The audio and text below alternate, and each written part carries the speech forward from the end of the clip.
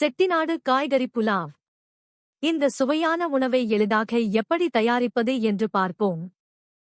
செட்டிநாடு காய்கறி புலாவ் என்பது தமிழ்நாட்டின் செட்டிநாடு பகுதியில் தோன்றிய ஒரு சுவையான மற்றும் நறுமணமிக்க அரிசி உணவாகும்.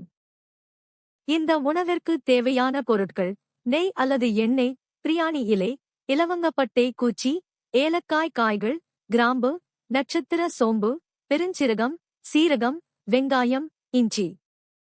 படி 1. பாசுமதி அரிசியை கழுவி 20 முதல் 30 வரை நிமிடங்கள் ஊற வைக்கவும். நன்கு வடிகட்டி தனியாக வைக்கவும். படி 2. ஒரு கலப்பான் பிளெண்டர் இல் வெங்காயம், இஞ்சி, பூண்டு, பச்சை மிளகாய், தக்காளி, புதிய கொத்தமல்லி இலைகள், புதிய புதினா இலைகள் மற்றும் முந்திரி பயன்படுத்தினால் சேர்க்கவும். தேவைப்பட்டால் சிறிது தண்ணீர் சேர்த்து மென்மையான பசை போல அரைக்கவும். படி 3.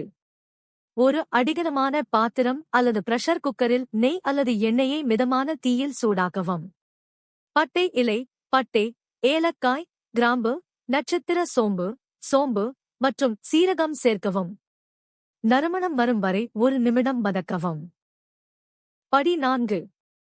வாணலியில் தயார் செய்த மசாலா விழுதை சேர்த்து பச்சை வாசனை நீங்கி எண்ணெய் பிரியும் வரை தொடர்ந்து கிளறி 5 முதல் 7 வரை நிமிடங்கள் சமைக்கவும்.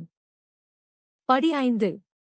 கலந்த காய்கறிகளை சேர்த்து 2 முதல் 3 வரை நிமிடங்கள் வதக்கவும். படி 6. மஞ்சள் தூள், மிளகாய் தூள், கொத்தமல்லி தூள் மற்றும் கரம் மசாலா சேர்க்கவும். நன்றாக கலந்து 1 நிமிடம் சமைக்கவும். படி 7. நன்றாக அடித்து வைத்திருக்கும் தயிரை சேர்த்து நன்றாக கலக்கவும். தயிர் முழுவதும் கலக்கும் வரை 2 முதல் 3 வரை நிமிடங்கள் சமைக்கவும். படி 8. ஊற வைத்து நீரை வடித்த அரிசியை வாணலியில் சேர்க்கவும்.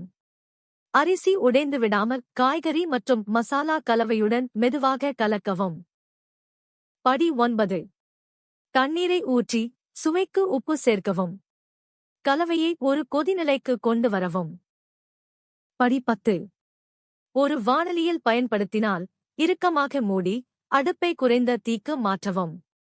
அரிசி வெந்து தண்ணீர் வற்றும் வரை 15 முதல் 20 வரை நிமிடங்கள் அல்லது அதுவரை சமைக்கவும்.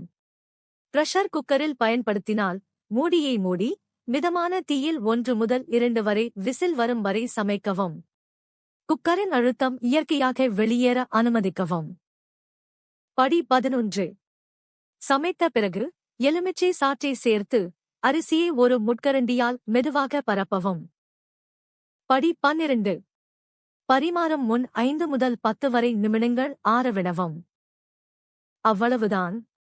முழு செய்முறையையும் சரியான அளவுகளையும் விளக்கத்தில் உள்ள இணைப்பில் பெறலாம். வீடியோ பிடித்திருந்தால் லைக் செய்து சேனலை சப்ஸ்கிரைப் செய்யுங்கள்.